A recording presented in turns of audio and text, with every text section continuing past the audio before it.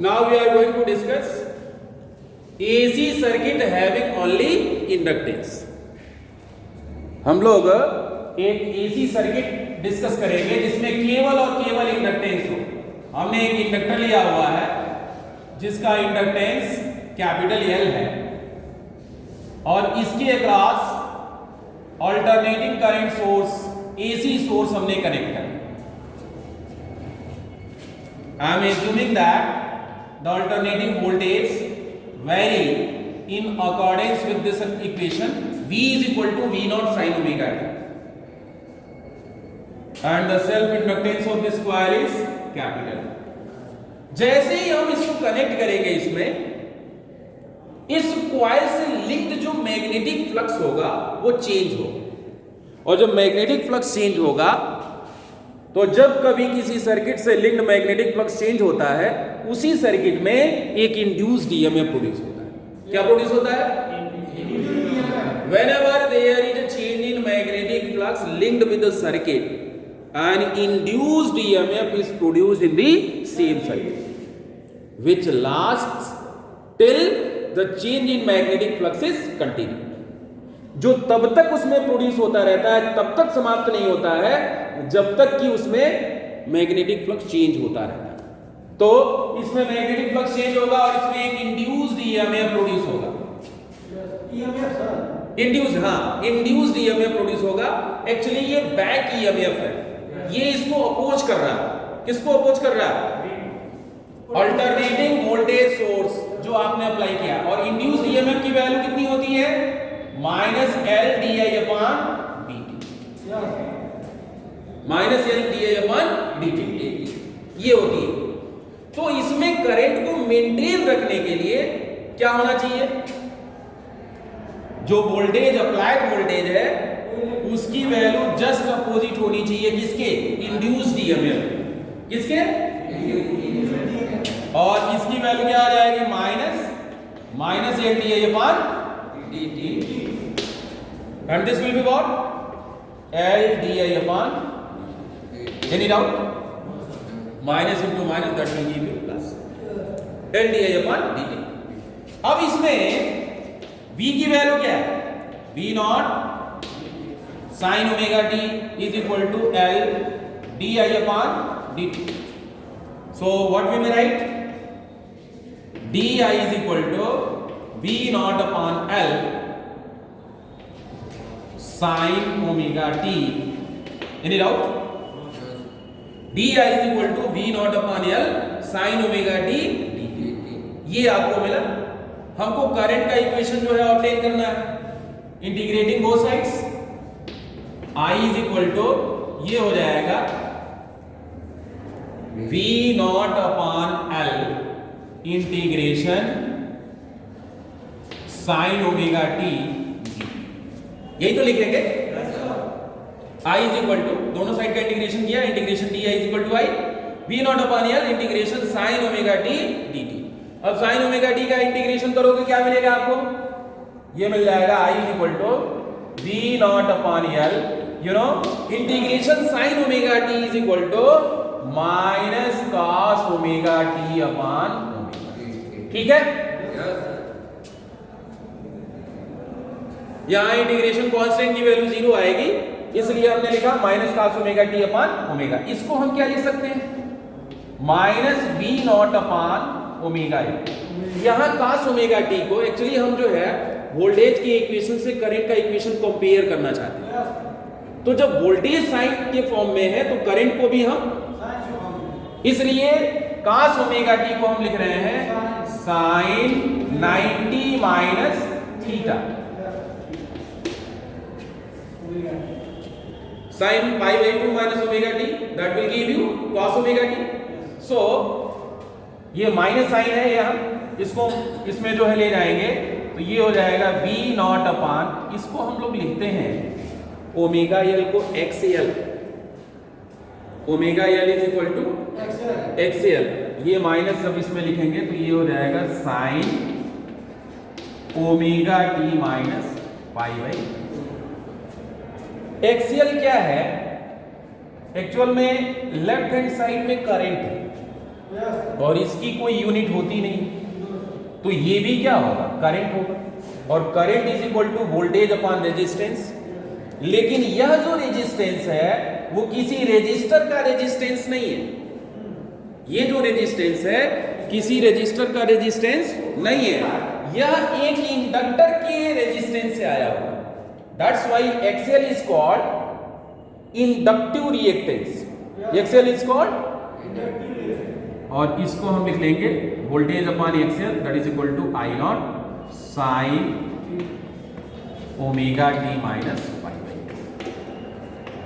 अब हम करंट और वोल्टेज की इक्वेशंस को कंपेयर कर सकते हैं। कंपैरिजन से पहले हम आपको एक्सएल के बारे में कुछ एक्सप्लेनेशन देना चाहते हैं। Here what is XL? Here XL is equal to omega L, XL is equal to omega L, and what is omega? Omega is equal to 2 pi frequency F and this is F. हमने बताया कि इसको हमने resistance की जगह पे रखा, तो रेजिस्टेंस की यूनिट क्या होती है? Ohm. This is called inductive reactance, this is called inductive reactance, not resistance, reactance, reactance. इसी तरह से जो कैपेसिटर के चलते जो रेजिस्टेंस ऑफर करता है, कैपेसिटर जो रेजिस्टेंस ऑफर करता है उसको एक्ससी से रिप्रेजेंट करते हैं, and that is called capacitive reactance. XC is equal to 1 by omega C होता है, पिछले टर्म पे हमने पढ़ाया हुआ था। तो XL is equal to omega L that is equal to 2 pi F L, inductive reactance of the coil. XL की वैल्यू फ्रीक्वेंसी से डायरेक्टली, हाँ, तो अगर हम दोनों के बीच में ग्राफ खींचने की कोशिश करें, XL and this is what, frequency, so we will have a straight line, यानी डीसी के लिए फॉर डीसी, हाँ direct current, F is equal to 0, XL is equal to 0। Direct current source के लिए इंडक्टिव रिएक्टेंस क्या होता है? 0, लेकिन एसी की फ्रीक्वेंसी हाई होती है, F is equal to 50 hertz. तो जब 50 हर्ट्ज होती है एसी के लिए, F is equal to 50 hertz, तो एक्सएल इज इक्वल टू क्या हो जाएगा? एफ की वैल्यू जो है 50 रखो, 50 बल्टी 2 that is equal to 100 pi L. आप देख रहे हो कि एक इंडक्टर, एक कॉइल एसी के रास्ते में इतना रिएक्टेंस ऑफर कर रहा है, यानी बड़ा रेजिस्टेंस ऑफर कर रहा है, बड़ा रिएक्टेंस ऑफर कर रहा है। इसका मतलब ये करंट को कंट्रोल कर सकता है, यानी अल्टरनेटिंग करंट को कंट्रोल करने के लिए हम इंडक्टर यूज कर सकते हैं। अल्टरनेटिंग करंट को कंट्रोल करने के लिए हम एक कॉइल यूज कर सकते हैं, लेकिन डीसी को कंट्रोल करने के लिए कॉइल यूज करने का कोई फायदा नहीं है, क्योंकि डीसी के लिए इंडक्टिव रिएक्टेंस क्या आ रहा है? अगर हमको कहीं एसी सिग्नल को ब्लॉक करना हो, रोकना हो, तो हमें इंडक्टर का यूज करना चाहिए, लेकिन डीसी सिग्नल को ब्लॉक ये नहीं करेगा। डीसी को ब्लॉक करने के लिए हम कैपेसिटर यूज करते हैं, पिछले टर्म पे हमने पढ़ाया था। अब हम लोग जो है फेजर डायग्राम डिस्कस करेंगे। फेजर डायग्राम डिस्कस करने के लिए अभी हमने बताया आपको कि करंट का इक्वेशन है I is equal to I naught sine omega T minus pi by 2, और वोल्टेज का इक्वेशन है V is equal to V naught sine omega T. यहां से बिल्कुल क्लियर है कि current lags behind the voltage, yes, current lags behind the voltage by phase angle pi by 2। In an AC circuit having only inductance, current lags behind the voltage by phase angle pi by 2, या इसको ऐसे भी कह सकते हैं, इन an AC circuit having only inductance, voltage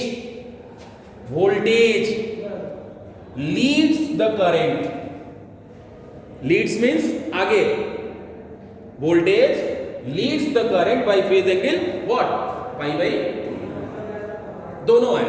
अब इसको phasor से हमने जो है, ये वोल्टेज का फेजर है, आपको पता है, ये वोल्टेज का एम्पलीट्यूड है, और ये करंट का एम्पलीट्यूड है। दोनों के बीच में आप देख रहे हो कि करंट का एम्पलीट्यूड वोल्टेज के एम्पलीट्यूड से, वोल्टेज के फेजर से π/2 क्या हो रहा है, पीछे। यहां से बिल्कुल क्लियर है। हमने वेव फॉर्म बनाया, ये वोल्टेज साइन के फॉर्म में है और ये करंट नेगेटिव कोसाइन है। हाँ, ये वोल्टेज जो है time t is equal to 0 जब यहां पे प्लेस करोगे तो v की वैल्यू 0 मिलेगी, लेकिन time t is equal to 0 जब करंट में प्लेस करोगे तो ये -I0 आएगा।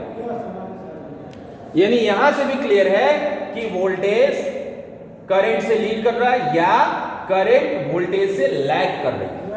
Current is lagging behind the voltage by phase angle π/2। अब आप जो है इससे y एक्सिस पे किसी पर्टिकुलर टाइम t पर y एक्सिस पे जब प्रोजेक्शन ड्रॉप कर रहे हो तो यही प्रोजेक्शन जो है आपको इंस्टेंटेनियस वैल्यू प्रोवाइड कर रहा है। ये इंस्टेंटेनियस वैल्यू है अल्टरनेटिंग वोल्टेज का टाइम t पे, और ये इंस्टेंटेनियस वैल्यू है अल्टरनेटिंग करंट। किस सर्किट में? The circuit having only inductance, यानी ऐसा सर्किट जिसमें केवल इंडक्टेंस हो, ऐसा एसी सर्किट जिसमें केवल इंडक्टेंस हो, करंट वोल्टेज से π/2 डिग्री लैग्स बिहाइंड होती है, पीछे होती है। यहां वेव फॉर्म से भी क्लियर है कि करंट जो है π/2 1/4 साइकिल वोल्टेज से लैग कर रही है, पीछे। इसको हम लोग सिंपल डायग्राम में भी बना सकते हैं। अगर हमने करंट को, वोल्टेज को ऐसे बनाया होता, ये वोल्टेज का फेजर है इंडक्टिव रिएक्टेंस में, तो ये करंट लैग्स बिहाइंड, ये पीछे π/2, या इसी चीज को हम ऐसे भी बना सकते हैं, ये करंट है तो वोल्टेज इससे क्या हो रहा है, π/2 आगे है। दोनों बातें एक ही हुई कि करंट वोल्टेज से π/2 पीछे या वोल्टेज करंट से π/2 आगे, ये दोनों बातें कॉमन। ये क्लियर हो गया? थैंक्स।